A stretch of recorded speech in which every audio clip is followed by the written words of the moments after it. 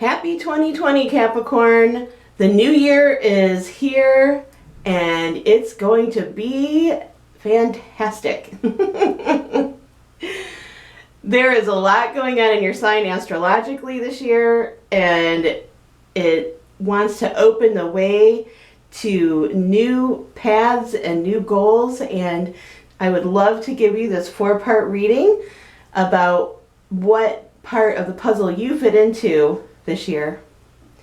We're going to be looking at the general energies coming in for you. Then I'm going to look at your relationship life. Then I'm going to be looking at your finances and career. And finally, we're going to look at your luck. Where is your luck in 2020? So let's go.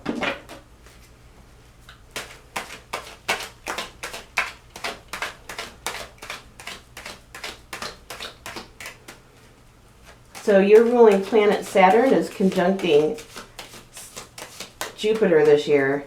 So there's a lot of energy in that. I think you should feel a lot of new and shifting energy as we move out of Capricorn and into Aquarius age.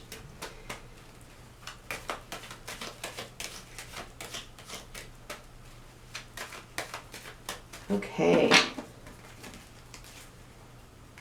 Wow, yeah, look at that. Oh, amazing. This is beautiful. So definitely what I just was talking about, this like great conjunction that's going to be happening this year, you should really start feeling it even already on some level. But we start the year for you with the very last card in the deck. Now this is fascinating. What that means is that you are really on some level leaving one era and moving into another. A lot of things you've been working towards should fall into place this year. And, just even moving into summer, there's a lot of celebration.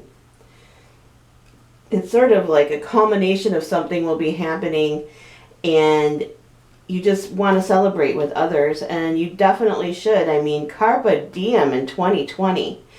You're a hard worker. Capricorns are notoriously hardworking, but sometimes you got to have some fun, And by the end of the year, there will be a lot of positive feedback for you, a lot of good and happy messages coming in, and movement.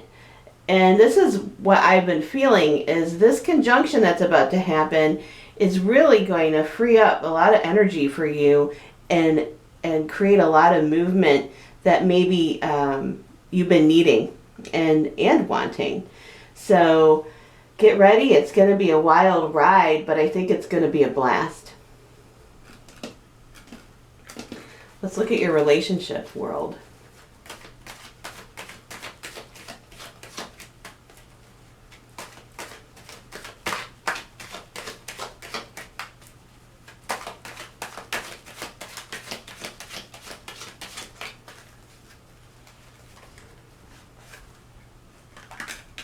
Okay.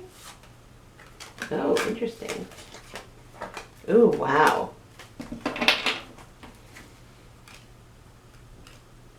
So we start with Emperor and end with Ace. Fascinating. So for some of you, when an Emperor shows up in this way in a relationship reading, sometimes there's issues of maybe power going on in your relationships that you need to look at, whether it's coming from your side or someone else's side. And,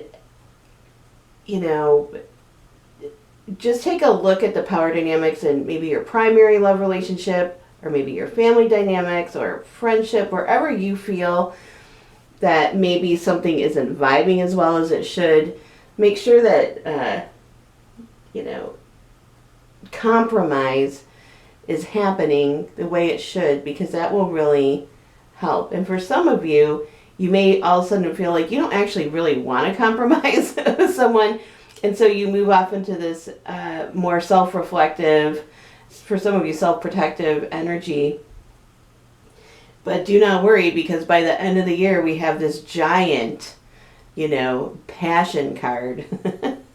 So whether this is happening within a committed relationship, this can happen in a committed relationship where the dynamics are off and people really need to start compromising and doing self-reflection to restart, you know. Or if you're in a maybe a less committed situation, that's sort of neither here nor there, same dynamic happening. But the point is first of all, making sure your needs are being met, but also making sure that compromise is on the table in relationships this year, because that's just going to open up to new avenues of connection and passion. I mean, the Ace of Wands is great for chemistry. So it sort of is like the synergy, right? There's thesis, antithesis, leads to synthesis, which is, you know, two opposites coming to some sort of meshing can create this whole new reality. And that's what all of your relationship energy is about this year, right? Which is taking down walls rather than building up walls. And that will bring in new relationships. It'll bring renewed passion to relationships. And, you know, that's what we all want, right? Is like connection. So let's go for compromise and connection, you know, but make sure your needs are being met in your relationships this year. But no matter what, you're moving to a really sort of open, fun phase. And, you know, combine that with your general reading, I think that, you know, by the end of next year, you're just going to be feeling on top of the world.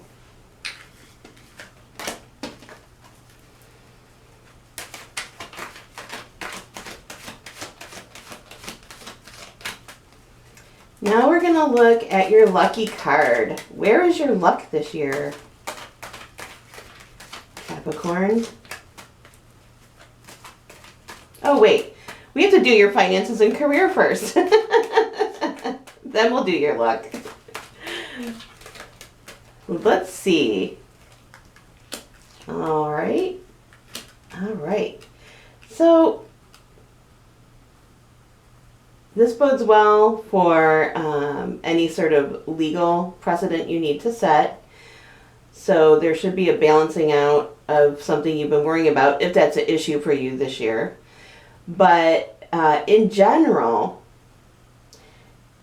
what this is saying is you definitely, when it comes to things like, you know, your career, if you are in some sort of partnership or co-ownership situation, or you're moving into that, you're going to want to make sure that you have really good legal boundaries so that nobody has to stress about whose is what, okay? If you're someone who's veering off into a new chapter in your life and maybe becoming an entrepreneur for the first time, and people don't understand you, it doesn't matter. The whole point of this is that try to not put energy into having to defend yourself in any way. So if you need to do that legally, do that legally.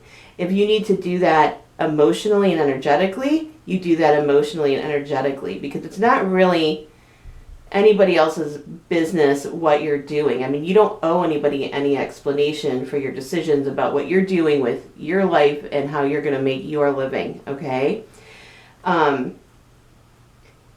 You are free. And, you know, I really like this because it's sort of bringing in an emotional or spiritual element to how you make your money, right? Make sure that that's all in balance. You want to, if some of you are working really hard and your work-life balance is out of whack, try and bring that back into balance. There's just this really big balance energy here. The implication about money is that, you know, there really isn't anything about money. So my assumption is that a lot of you are doing just fine. It's more the energetic aspect of how you're earning your money, and if that's in balance with your life, you know. Okay. Now we'll look at your lucky card.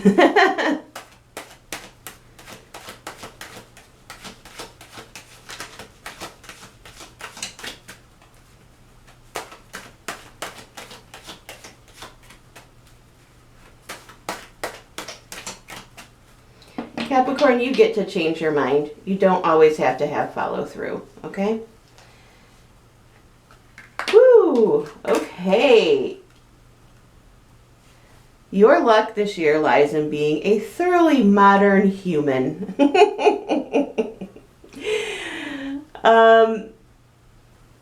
What that means to me is that someone who really believes that things don't just happen to them, they actually create their reality, okay? This is a card oftentimes of being like a warrior for yourself and your dreams, maybe for other people. It is really moving into like this new era of how we are, you know, which is acknowledging our interconnection and to the earth, to others, yet being very self-determined. And so anything that you do this year that is forward thinking, you know, making sure that your energies are going where you want them to go and not to some old things, old patterns that aren't working out, that is where your luck is. You know, this is the warrior queen, but the reason she's so powerful is because she's overcome so many challenges at this point that she can sort of see the bigger picture and be the bigger person. Anyways, that's where your luck lies this year, Capricorn. And I think you're going to have a fabulous time. Like I said, you know, that first general reading was just, you know, celebrate what you work so hard to achieve with others. I hope you enjoyed this reading, and if you did, please subscribe because I'll be doing monthly readings for every sign starting in January. So Happy New Year, Capricorn!